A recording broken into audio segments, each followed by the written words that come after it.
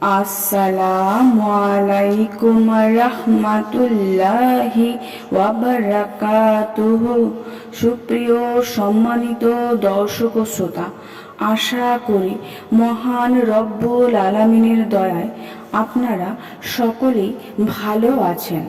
সুপ্রিয় সম্মানিত দর্শক ও শ্রোতা, আজকে হযরত আনাস ইবনে মালিক রাদিয়াল্লাহু তাআলা আনহু থেকে ঘটনা বর্ণনা করব। ঘটনার শিরোনাম হচ্ছে সৌভাগ্য। আশা করব ঘটনাটি শেষ পর্যন্ত শুনবেন। হযরত আনাস রাদিয়াল্লাহু তাআলা আনহু বলেন, একদা আল্লাহর রসুল সাল্লাল্লাহু আলাইহি ওয়াসাল্লাম তার এক বিবির সঙ্গে প্রথম রাত অতিবাহিত করলেন। আমার মা হযরত উম্মে সুলাইম রাদিয়াল্লাহু তাআলা আনহা খেজুর, ঘি ও আটা মিলিয়ে একটি মিষ্টান্ন তৈরি করলেন।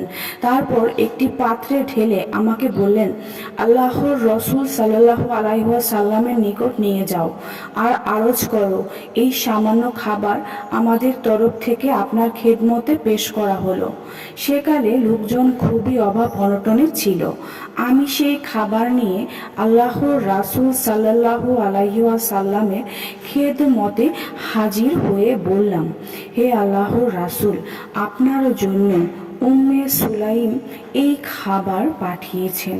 তিনি আপনাকে সালাম জানিয়েছেন, বলেছেন আমাদের তরফ হতে সামান্য খাবার আপনার খেদমতে পেশ করা হলো।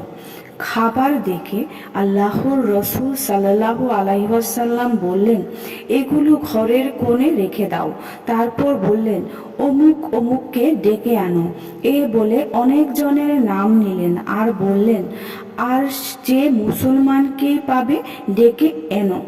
আল্লাহর রসুল সাল্লাল্লাহু আলাইহি ওয়াসাল্লাম যাদের নাম নিয়েছেন আমি তাদের ডেকে এনেছি, আর যে মুসলমানকেই পেয়েছি তাদেরও ডেকেছি।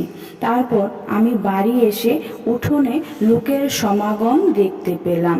বর্ণনাকারী বলেন, আমি জিজ্ঞেস করলাম, হে আবু উসমান, লোকের সংখ্যা কেমন হবে? তিনি বললেন, প্রায় 300। তারপর আল্লাহর রসুল সাল্লাল্লাহু আলাইহি ওয়াসাল্লাম বললেন, খাবার নিয়ে এসো। খাবার এনে আল্লাহর রাসূল সাল্লাল্লাহু আলাইহি ওয়াসাল্লামের সামনে পেশ করলাম। তিনি সেই খাবারের উপর হাত রেখে দোয়া করলেন। তারপর কিছু পরে বললেন, 10 করে হালকা বানিয়ে নাও আর বিসমিল্লাহ পড়ে প্রত্যেকের নিজের সামনে থেকে খাবার নাও। বিসমিল্লাহ পড়ে সাহাবায়ে কেরাম খানা আরম্ভ করলেন। সকলেই খেয়ে উঠলেন। তারপর আল্লাহর রসুল সাল্লাল্লাহু আলাইহি ওয়াসাল্লাম আমাকে বললেন, খানা তুলে নাও। আমি এসে খানা উঠালাম, কিন্তু আমি ঠিক বুঝতে পারিনি যে খাবার আগে বেশি ছিল নাকি এখন বেশি আছে। খাওয়া দাওয়ার পর প্রায় সকলেই চলে গেল, কিন্তু কয়েকজন লোক আল্লাহর রাসূল সাল্লাল্লাহু আলাইহি ওয়াসাল্লামের ঘরে বসে আলাপচারিতায় মগ্ন হয়ে গেল। তার স্ত্রী দেওয়ালের দিকে মুখ করে বসে রইলেন। এতে আল্লাহর রাসূল সাল্লাল্লাহু আলাইহি ওয়াসাল্লামের কষ্ট হচ্ছিল, কিন্তু তিনি ছিলেন সবচেয়ে বেশি লজ্জাশীল। যারা বসেছিল তারা আল্লাহর রাসূল সাল্লাল্লাহু আলাইহি ওয়াসাল্লামের কষ্টের বিষয়টি বুঝতে পারলে তারাও সেখানে বসে থাকতো না। আল্লাহর রাসূল সাল্লাল্লাহু আলাইহি ওয়াসাল্লাম সেখান থেকে উঠে চলে গেলেন। তিনি তার প্রত্যেক স্ত্রীর ঘরে গিয়ে তাদের সালাম করে ফিরে এসেও তাদেরকে গল্পগুজবে রত দেখতে পান। তিনি পুনরায় ফিরে চলে গেলেন। তখন তারা বুঝতে পেরে দ্রুত বেরিয়ে গেল। তারপর আল্লাহর রসুল সাল্লাল্লাহু আলাইহি ওয়াসাল্লাম এসে পর্দা ফেলে দিলেন। তিনি ঘরের ভেতর গেলেন এবং আমি বাইরে থেকে গেলাম। তিনি ঘরে যাওয়ার কিছুক্ষণ পরই কোরআনে পাকের এই আয়াতগুলো অবতীর্ণ হলো, যেগুলো পড়তে পড়তে তিনি বাইরে এলেন। হে ঈমানদারগণ, তোমরা নবীর গৃহে প্রবেশ করো না, তবে যদি তোমার খাওয়ার জন্য আসার অনুমতি দেওয়া হয় তাহলে প্রবেশ করতে পারবে। তবে এভাবে যে খাবার প্রস্তুত হওয়ার অপেক্ষায় থাকবে না, কিন্তু যখন তোমাদের ডাকা হয় তখন তাতে প্রবেশ করো, অতঃপর যখন তোমরা খেয়ে নেবে তখন চলে যাবে এবং পরস্পর মন লাগিয়ে কথাবার্তায় লিপ্ত হবে না।